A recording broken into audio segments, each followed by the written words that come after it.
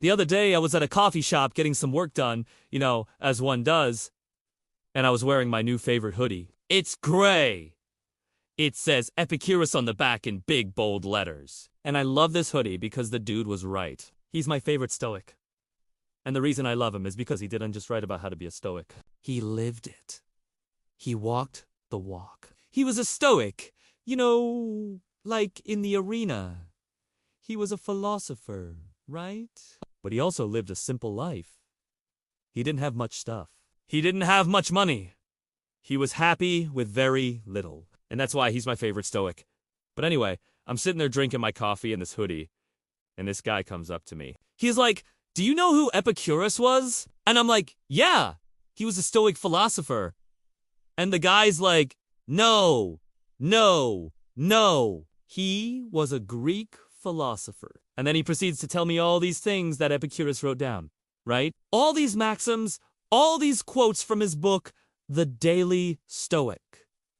Now, I've read this book like 50 times. It's my favorite book. It's got a quote on every page from every day of the year from the Stoics.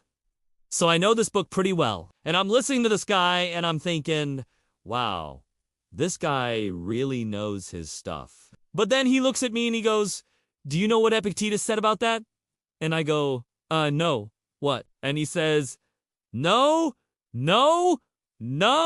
you don't know what Epictetus said about that? And I'm like, no, I don't. So he opens up the book and he starts reading me these quotes from Epictetus. And I'm thinking, why is he doing this?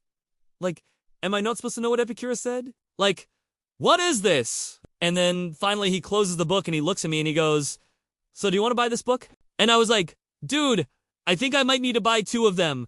One for myself and one for Ryan. So I bought the book and I gave it to him and he was so excited. He's like, "Thank you so much." And he starts reading it and he's just stoked. And I realized, man, this random guy that came up to me in a coffee shop, he was trying to spread the word of Stoicism. He was trying to share something that he loved with somebody else. And that's really the point of, everything we do here, everything I do with this channel is just to get people to read this stuff, right? Just to get them to look at these quotes, even if they don't buy the book, even if they don't take the red pill. Like, just to see what it says.